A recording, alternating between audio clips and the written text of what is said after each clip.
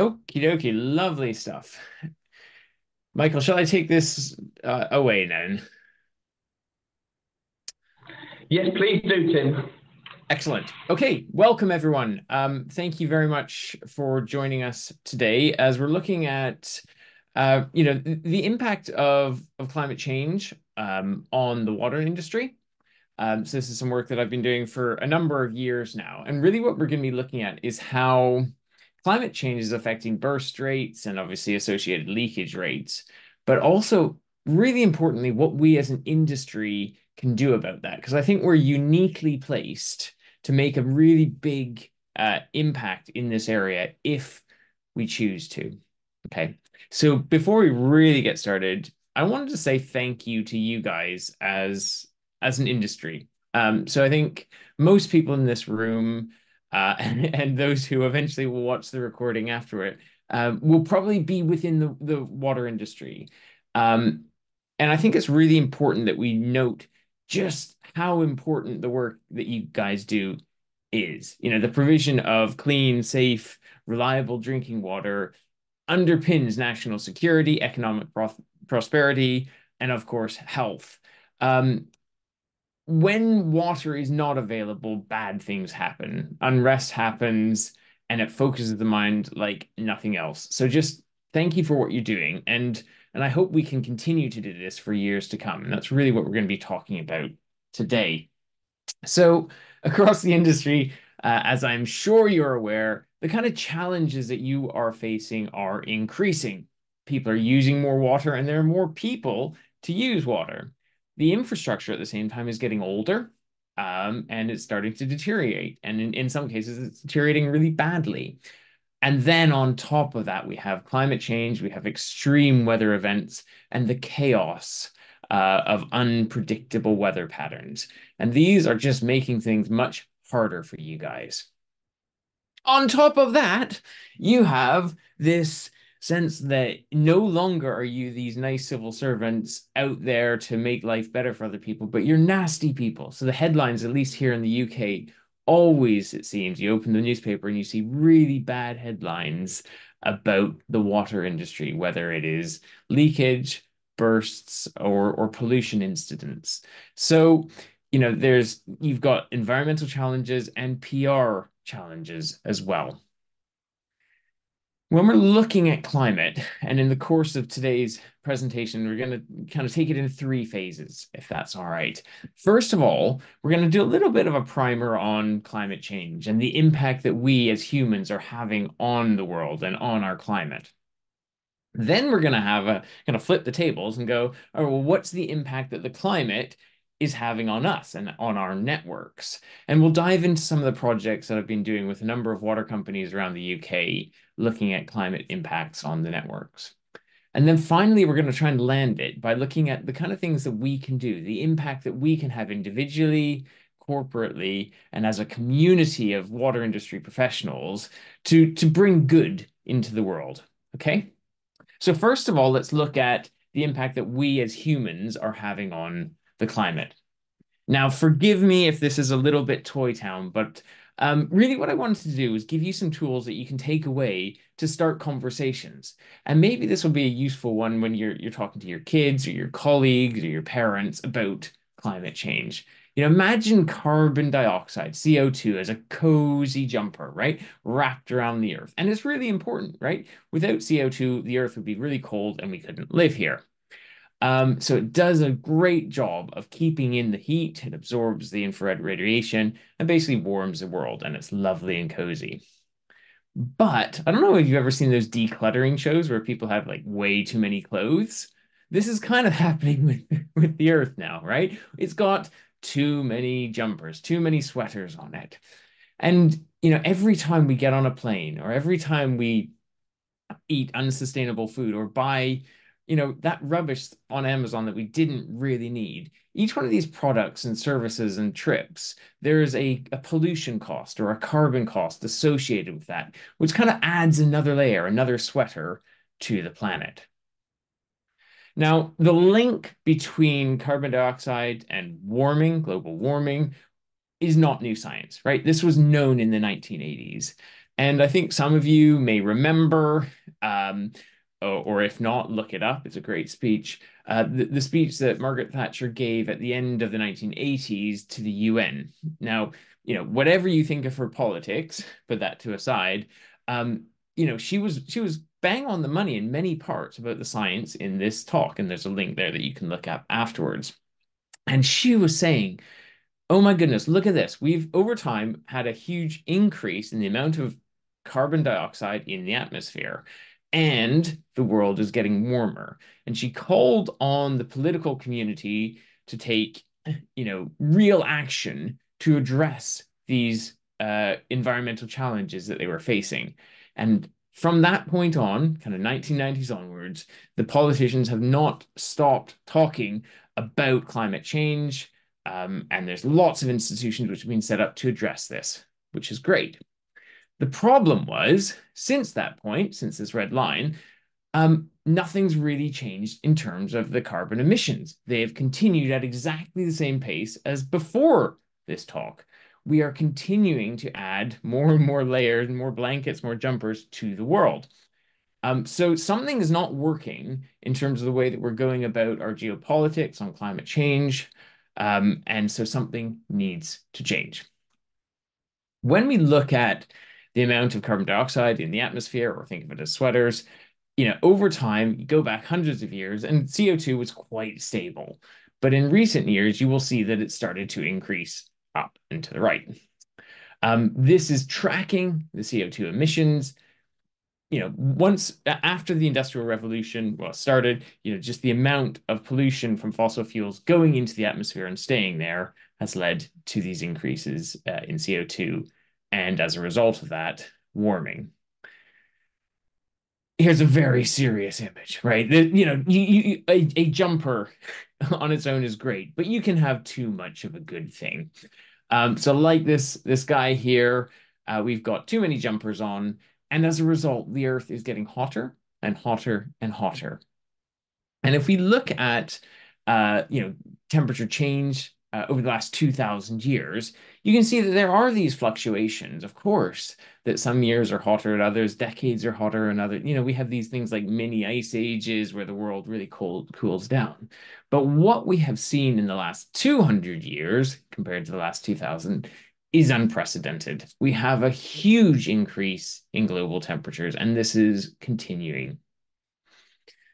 You may have heard of the Paris Agreement, where the global community came together and said, we are going to do what we can to keep it, global warming below 1.5 degrees above the level it was before the Industrial Revolution.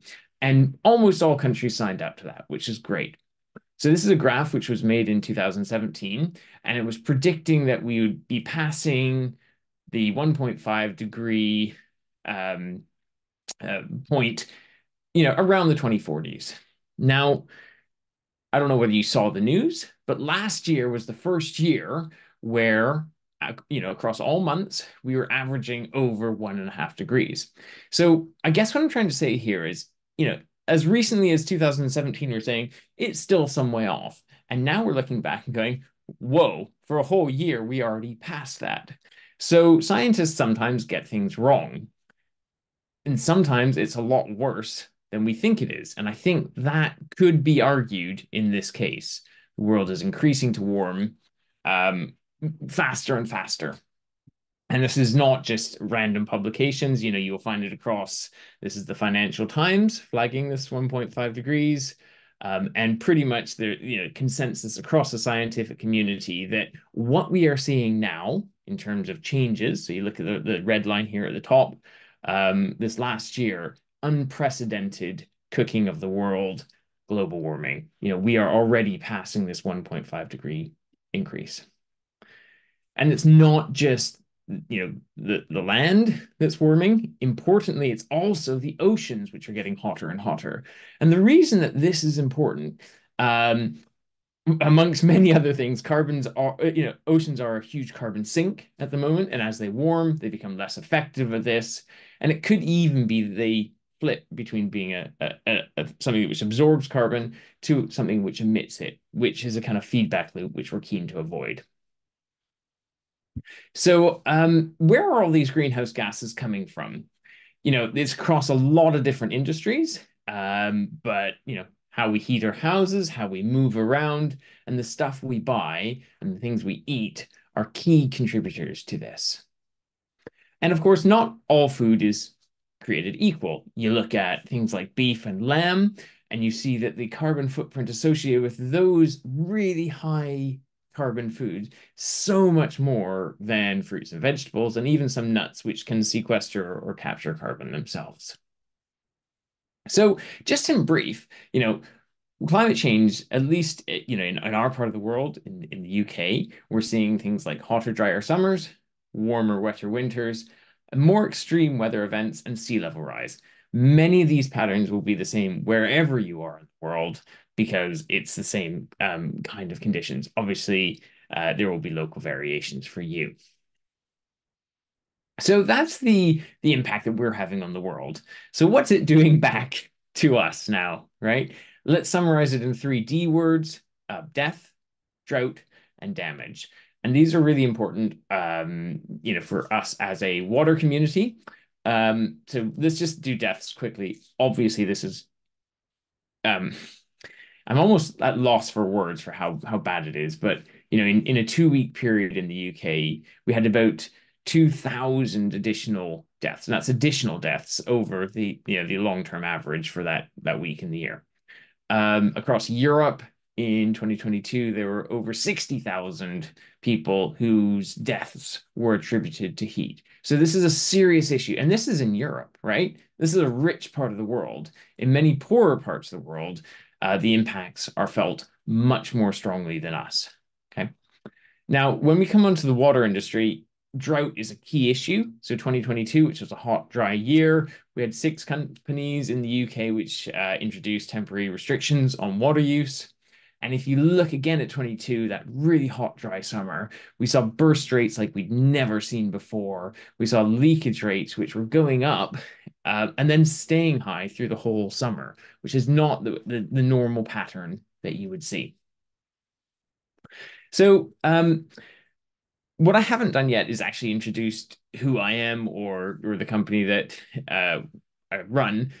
So just as a very brief introduction, I am Tim Fairwell. So I'm a environmental data scientist, and really what I love to do is to help water companies understand how the environment and infrastructure all play together, so that they can, predict bursts when they're likely to happen, reduce the amount of leakage that's occurring and the associated carbon costs with that, and generally provide a better service to their customers. And so within the water industry, the work that we mostly do is probably summarized into three large project areas. So first of all, we look at helping companies quantify existing risks. So how does the soil or the weather impact on the network now? Which parts of that network are vulnerable to these environmental pressures? Once we've done that, then we can look at short-term modeling, going, well, which of these network areas, which of these pipes are most likely to fail in the next 2 or 3 months in this season, be it winter or summer. But then also longer term, we predict how climate change is likely to change those patterns of failure rates across the whole network. And that's really much more of the long-term strategic investments and resilience work that we do. And I thought it would be useful if I took you through this approach that we've taken with a number of our clients, to take them through how they identify environmental impacts, and look at the long-term change that climate change is going to bring to failure rates and so on. So the way that we do that is we have a three-step process. Effectively, we pull lots of data together and clean it a lot, to tease out those environmental impacts which are occurring. Then we build historic backward-looking models of how the network, the assets are performing. And then we put in climate data and look forward to see how those changes will occur. So the first part, we pull together a range of data sets. So we're looking at weather data, soil data, infrastructure, So the pipes, how old they are, the diameter, and so on. And then some other variables as well, like trees, for local impacts. And we look at how these factors interact together to cause asset failures. Then we use that knowledge to plan better interventions and investments. So a key part of the work that we do is um, trying to hold, tightly in our head a functional model. What is leading to a failure? And that will depend on the material. It'll depend on the season that we're in. But schematic diagrams like this can be quite useful. If we're looking at, say, old iron pipes, which do expand and contract with changing temperatures, as they rust up and seize, these joints can become locked, which can lead to, buckling or compression, and it can lead to leakage and failures, both from the joints, but also from the actual wall itself. In the summertime, you might have a different process as these pipes expand, or the soil moves, and it can lead to circumferential fractures around these pipes. So understanding the mechanisms is really key for understanding how these pipes are going to change in the future. The other thing we'll do is we'll look at trends, and we can see that in the wintertime you get a large peak in bursts, but also a smaller peak in summer failures. Then what we can do is look by material type and go, all right, it's the iron pipes which are failing mostly in the winter, whereas in the summer, yes, iron does fail more, but it's also things like asbestos cement, or PVC pipes, which show this marked increase in summer failures over like the spring or winter baselines. So we can look at the impact that temperature has, and you see that asbestos cement fails, dramatically more into these hotter, drier conditions, and iron under the cooler ones. But note the uptick as well on the iron in the hotter temperatures. Now, the reason that we're seeing a lot of failures in the summertime is often to do with ground movement. So here we have, three different soil types, and the sand in the middle will wash away as water rushes around it. But look over on the left-hand side, and you'll see clay. This is a clay loam, so it's not even pure clay. As it absorbs water from the bottom, it expands, and you can see the cracking in my simulated pipe there, made out of Lego. But in the summer, you'll see that the soil will dry out and it will shrink. And it's this differential movement of the pipes, which is really problematic. Pipes love boring weather, drizzly gray weather. They hate movement of any sort.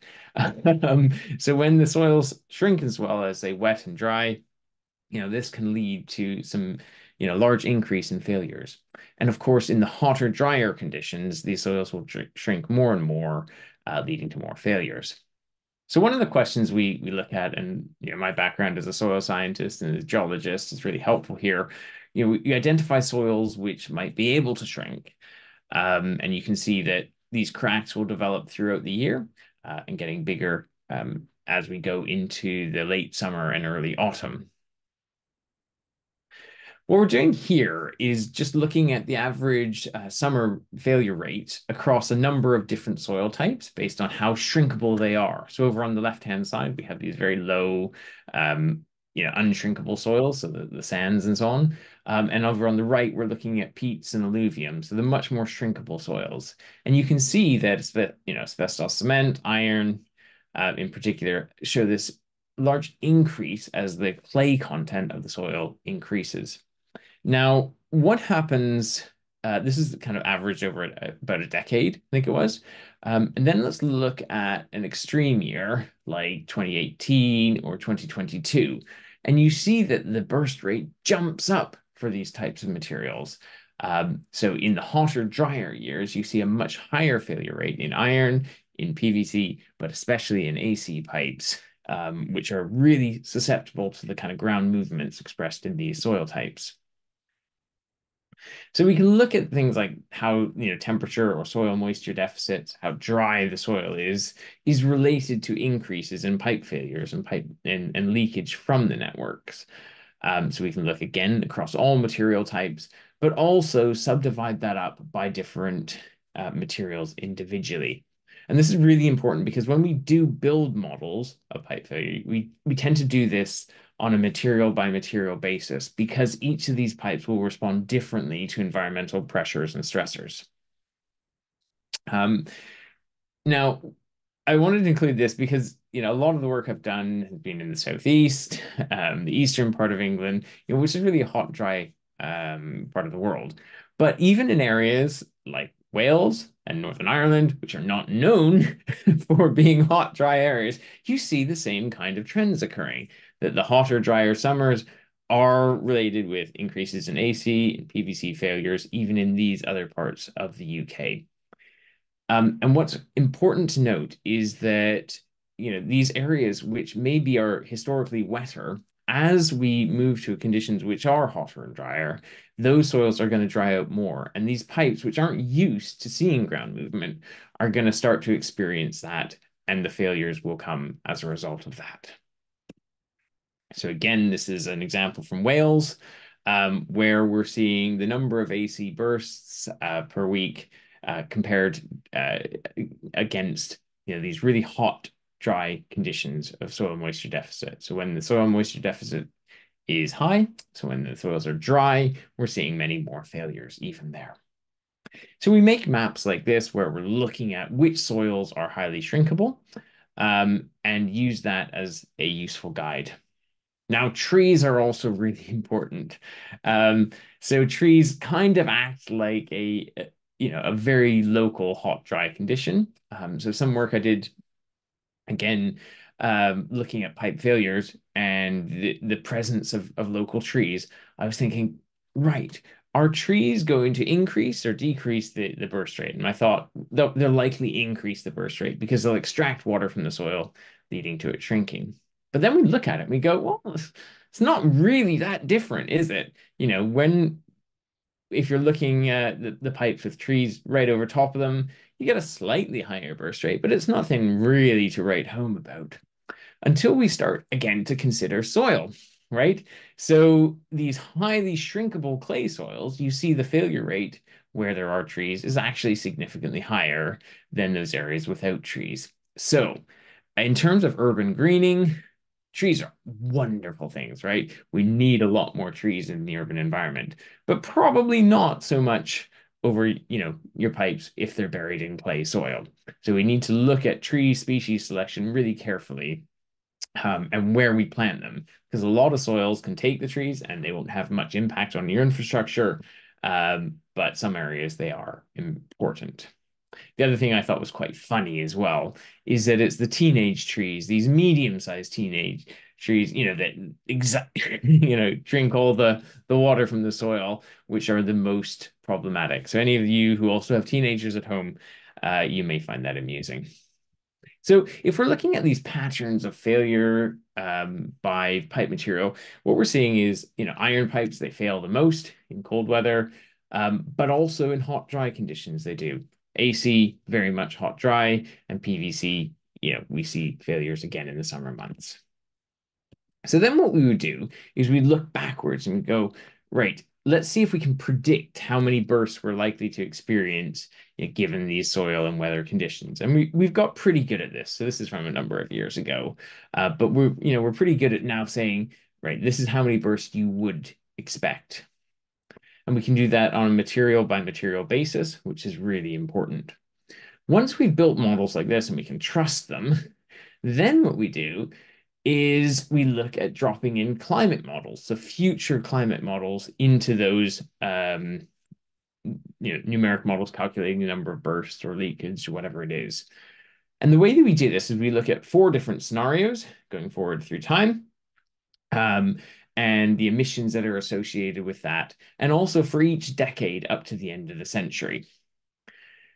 Now, if you look at summer temperatures from the 1890s to now, you'll see a kind of blushing, a gradual warming that we've talked about already. And as we go forward into future, you'll see this warming is set to continue. Now, this is under the low emission scenario. So this is, if we all stop flying, all switch to a plant-based diet and stop buying stuff we really don't need. Okay, this is a good scenario. Under a high emission scenario, the situation is much, much worse. So look at this is unrecognizably hot in the summer compared to where we are now.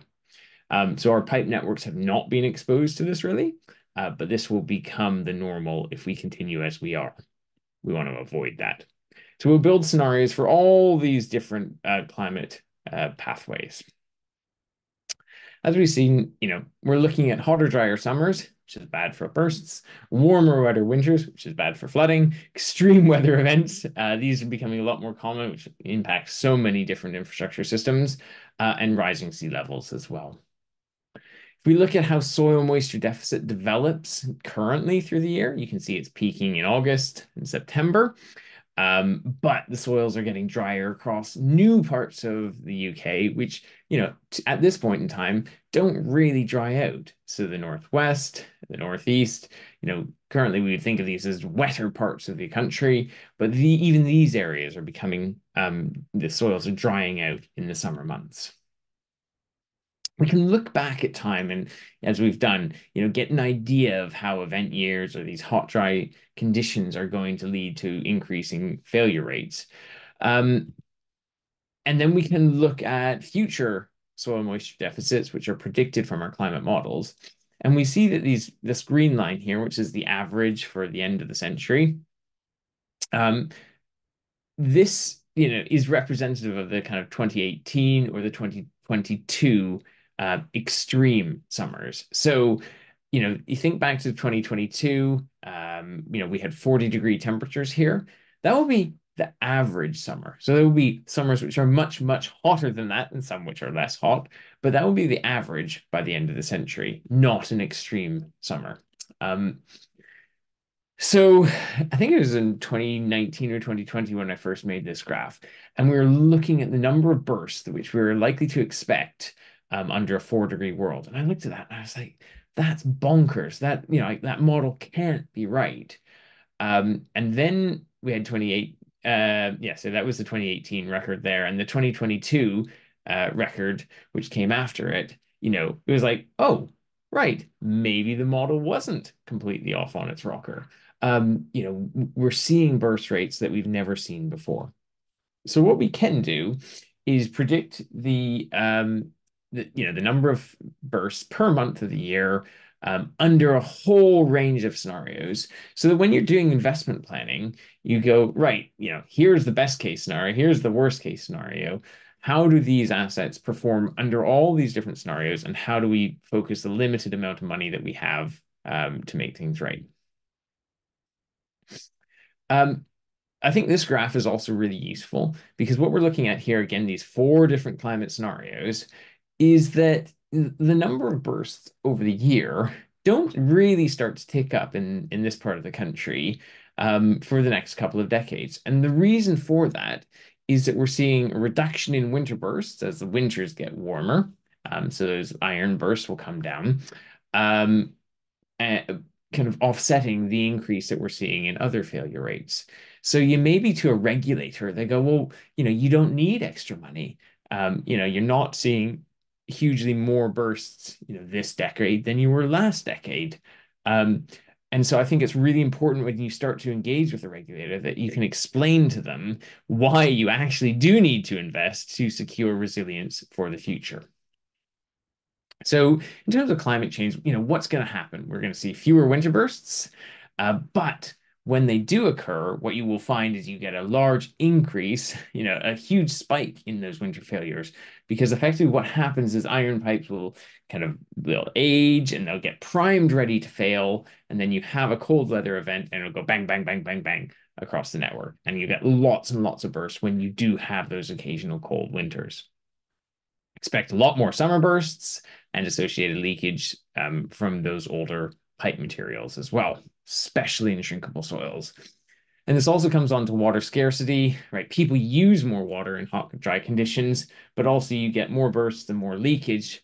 So this kind of leads to a PR disaster because you have to, say to people, you can't water your gardens, you can't use your hose pipe, please reduce the amount of water you're using, when at the same time they go out for a bike ride and see water, leaking from your pipes. So this is this is a PR issue as well as a scarcity issue.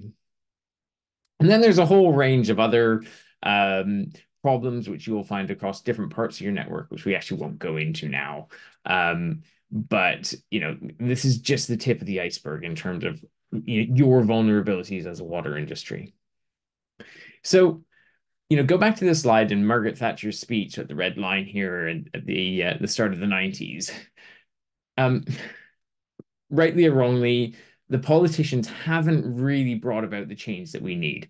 So I kind of feel like the water industry is really well placed to show leadership in this area.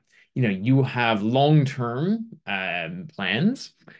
You want to keep supplying water for the long term. So it's your interest to make that as easy for you as possible.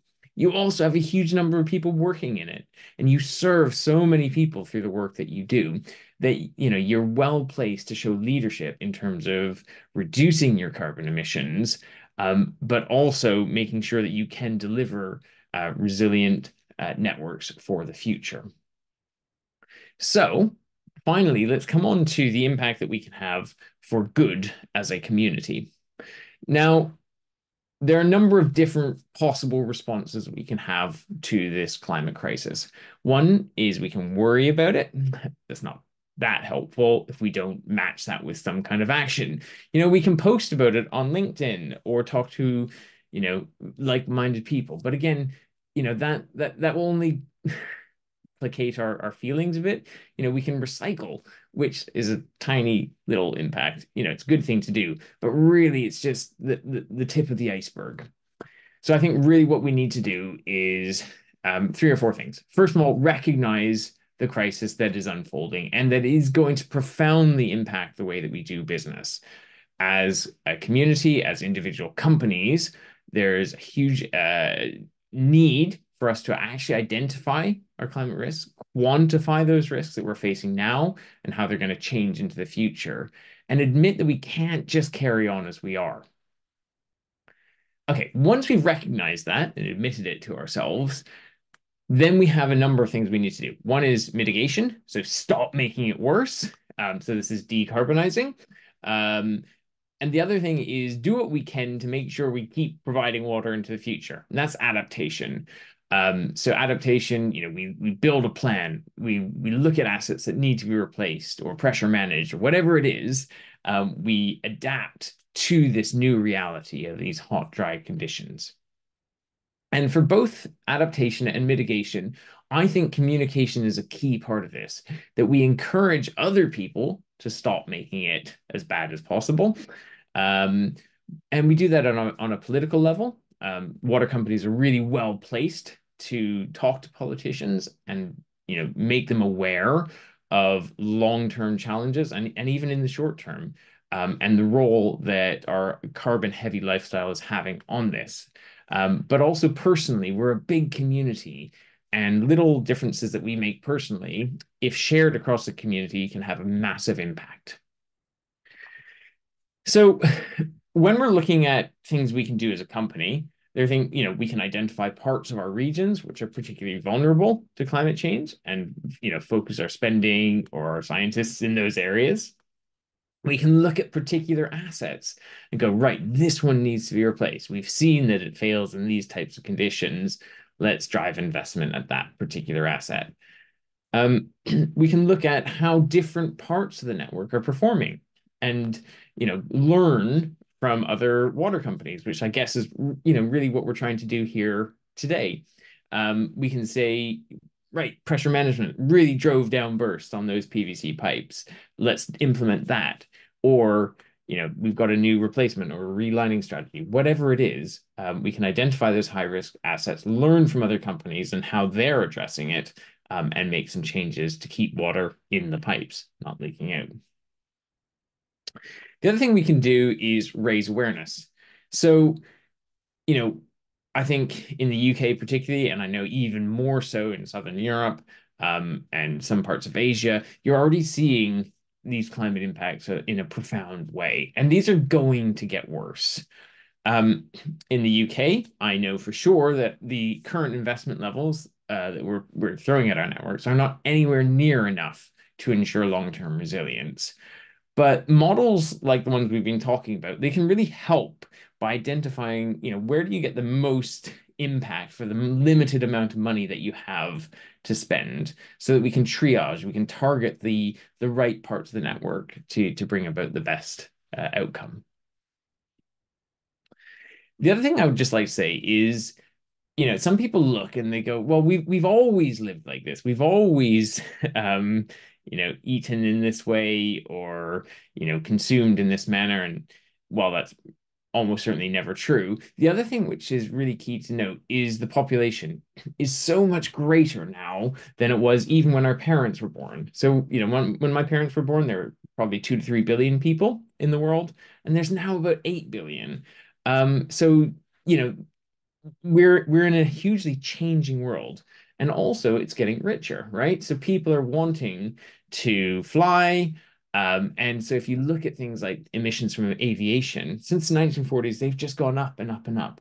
And as more parts of the world develop and they go, right, we should all be flying for our holidays, it just adds to this huge amount of pollution, from these effectively luxury activities, which we now kind of seem as our right. I think we showed you this slide before where we're looking at foodstuffs, the types of foods that maybe historically we thought, yeah, these are great to eat. No longer is this consumption sustainable. So how do we go about communicating this?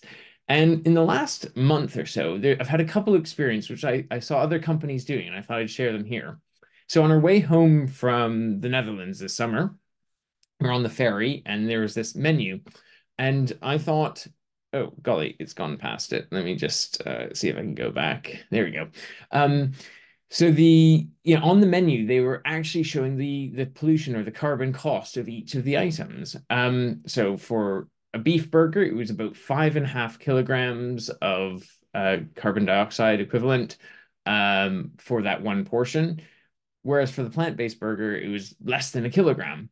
Um, so just labeling foods like this can really help in your cafeterias, wherever you are in the world, to show the consequences of our choices in terms of the amount of pollution which are associated with our lunch, right?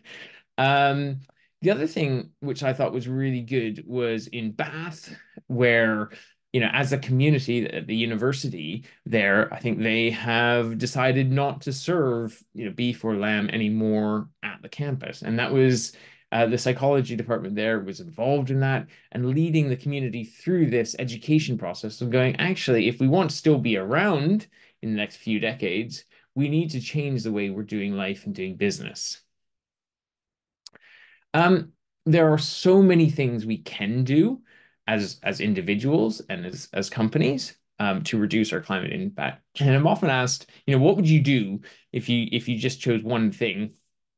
That's always hard to do. It really depends on the setting. But there's some simple things which aren't costly, like switching to renewable energy. It's not that much more. Um, Definitely removing high carbon foods from our diets and menus, and minimizing air travel are great way to start. And the reason that I keep coming back to food is, one, there's numerous health benefits as well, but also when you've made a choice personally about what you eat, psychologically, it means that throughout your daily life, you're living by that choice, that you are no longer someone who, for instance, eats beef. And if you've made that choice, you know that you're saving about half a ton of carbon every year from going into the atmosphere. Um, and that, constant reminder also impacts on other ways that you live and things that you buy and so on. And it keeps it front and center that this is a crisis that we need to address together. The other thing I just wanted to mention is, as a community, we have this impact that we can, encourage other people to do the same. So if you encourage, 3 other people also maybe to give up beef, you're basically saving 2 cars worth in weight of carbon each year. And as a water industry, it's in our best interests to decarbonize as fast as possible, because basically the sooner we do that, the easier it is for us to ensure resilience in our water networks for the years to come. So I'd just like to finish by saying, you are a key part of this process. Um, as a company, when you're looking at the climate risks that you face, I think the first thing to do is to identify your current exposure to environmental risks, like the ones we've talked about with soil and weather, and see how climate change is going to make things better or worse. Typically, it will be overall a bit worse for you. Um, and then engage in conversations in your communities, with other scientists, with people like me about this, and see, well, what can we do to ensure resilience into the future? So if you do want to talk with me more about this, you can connect with me on LinkedIn here or send me an email. I'm always keen to talk with people in this space because it is something that we need to respond to, as a group, to make the world a better place. So I hope that's been helpful. And if you have any questions, I'd love to pick those up now. Brilliant. Thank you, Tim. Thank you very much for that very engaging presentation. So yeah, for questions, there's a couple of ways we can do this. Put your questions into the chat, or please use virtual hands. Questions to really start you off with, Tim. The first question, lots of us work in a regulatory world where we have a regulator who's watching what we're doing at the water utilities. Do you think that the regulators get this? Do you think they understand the risks that we currently have and the risks that we're going to have in the decades going forwards? No, I don't think many people fully recognize it left yet. So I think there's more that we need to do, in this space. I think the regulators are obviously they're in an awkward position where they're kind of semi-political, and driven by public mood. Um, I think there needs to be better communication of these risks from the companies to the regulator, and probably more of a joined up approach as well. And going, it's not just one individual water company, but this is an issue which is facing all of them. I think there also needs to be a response from the regulator and the government to go, actually, if we want to make sure um, this service, this infrastructure is there for the long term, that we do allow companies to invest the amount, it's a large amount of money, to make sure that we can keep providing water for the next generation. And in your view, do you think that the investment required is primarily mains renewal or mains rehab on there? Because obviously, a lot of in the UK, and I'm sure this is true in many parts of the world, we've got quite an aging infrastructure.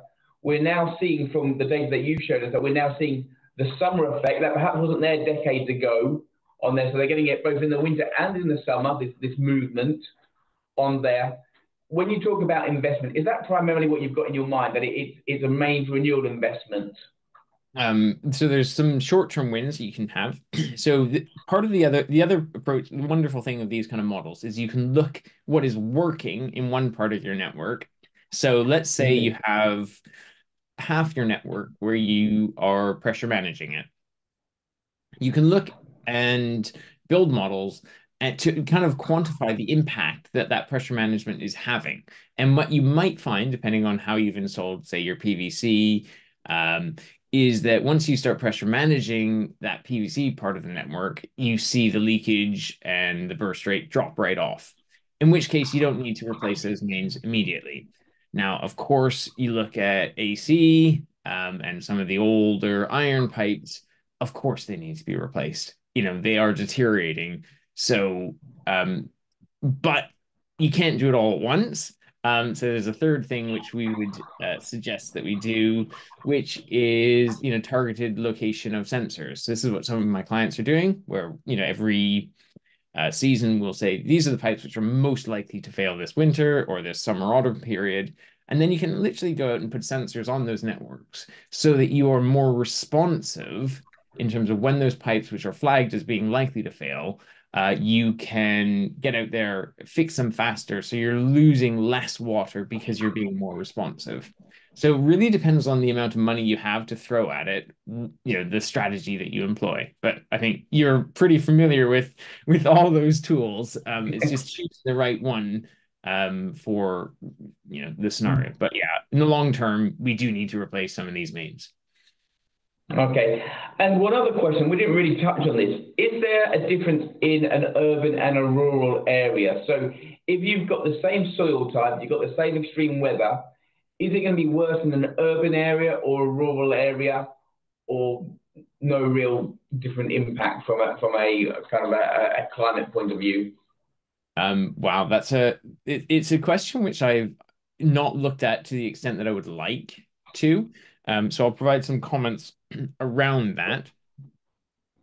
Rural areas typically, well, in the companies that I've worked with, sometimes have higher leakage because in those DMAs, because the leaks are harder to find, right? There isn't so much foot traffic.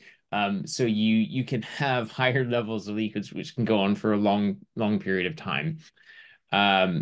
People don't tend to phone in bursts quite so quickly just because there's not so many people around.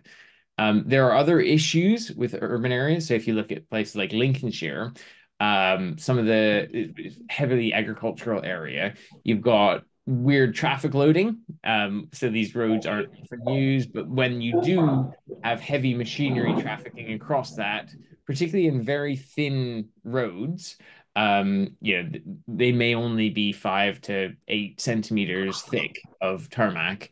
The impact that that can have on the buried assets can be pretty profound as well. So you've got so many different factors which are acting on top of each other, which makes leakage rates and burst rates in the the rural environments. You might see higher rates of failure there. Now, obviously, within the urban environment, you have other pressures like buses and so on. So that's a long response to saying there are factors which will differ between these areas. Climate is going to warm it in both the areas, but how it actually plays out, I'm not sure. Sorry. Okay, no problem. We've got a question from Kate here.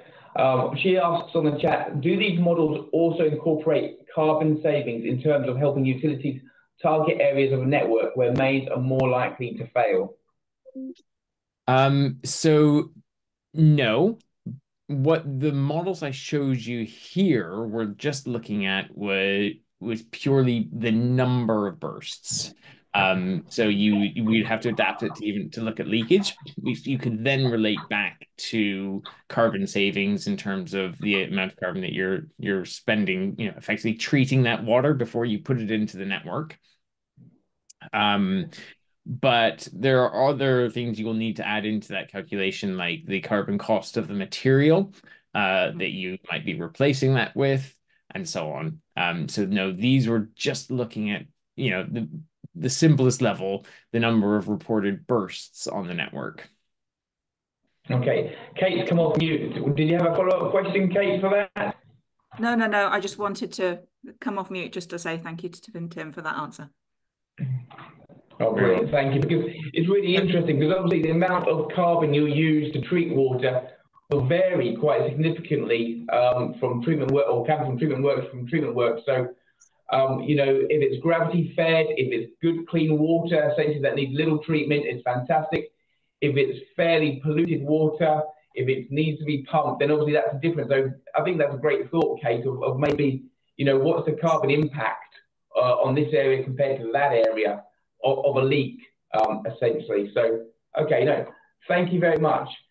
Have we got any further questions? Sorry, go on, Tim. Did you want to say something? Hello. Here's Long Wai from Singapore. Oh, hello.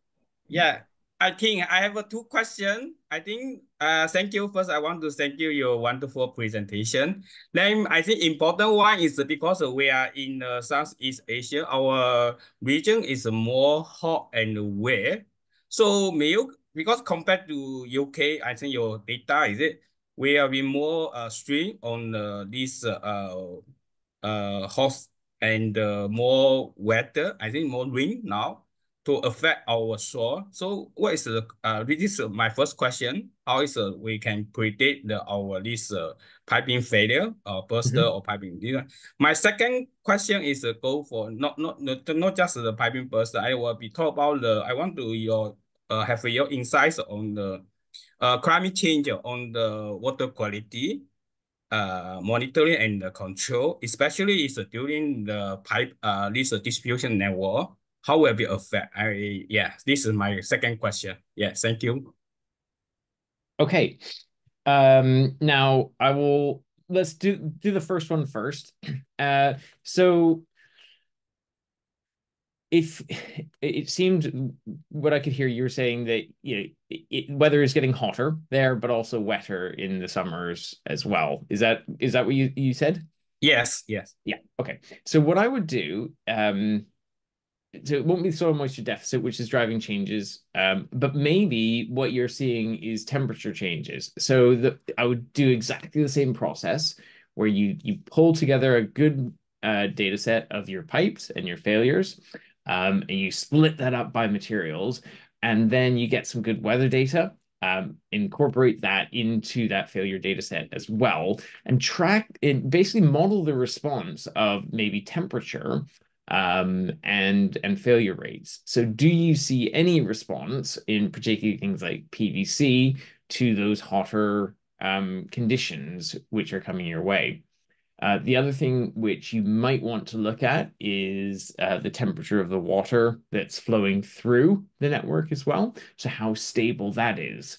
So I don't know how much variation you have in terms of daily temperatures throughout the year, but when you sometimes have sudden changes in temperature, that can also lead to failure. So it might not be so much a soil driver in your area, unless of course you have a lot of sandy soils. In which case, do you remember the image or the video that I showed you with the Lego, the middle soil where you have the sandy soil that washes out? So if you have a lot more water flowing through the area, you might get sand washout occurring around your pipes, which leading to kind of bridging or sagging, which can also lead to failures. So I would always start by going, what kind of relationships numerically can we see between either temperature or a rainfall event, or in your case, the other thing I would probably do is look at, the amount of rain that you've had over 30, 60, 90 days and how that correlates with increased failures or leakages. So plot those things and see if there is a pattern, and then if there is a pattern, and how that relates to the forecasts in terms of climate change for your area. Great, thank you. Yeah. So I hope that's helpful. Now, the second question was about water quality. So this is not an area that I'm an expert in. Of course, when you have higher temperatures, you get much more microbial activity, and particularly in sewers, you get lots of septicity issues. But I probably am not the best person to talk about that, and maybe Michael can find a water quality climate scientist to do another webinar on that. But it's a really great question. Thank you. Yeah, thanks, King. Yeah, thanks again. Yeah. Thank you very much. Okay, we've got time for one more question. If anyone's got one more question, then feel free to unmute yourself or put up your hand virtually or write it in the chat. While we wait to see if we get another question, Tim, just like to thank you for this morning. We're grateful for your passion and for your knowledge and your expertise. I've learned a lot. I've seen you present now 3 or 4 times, Tim. I'm always learning lots. And I think what kind of recognized me maybe a year or so ago was kind of these summer peaks, because often when we saw kind of DMA flows go up during the summer and stay up, often we thought that was just consumption. That was just people using more water. And maybe part of it was, but it seems, especially in the clay soils, that actually that burst, that leaks, that's real physical water that we're losing. So thank you for that insight. Okay, we've got no further questions. So thanks a lot, Tim. Thank you, everybody, for joining us, either this morning or this afternoon, wherever you are in the world, and have a good day. Okay, thank you. Bye-bye. Thanks so much. Thank you.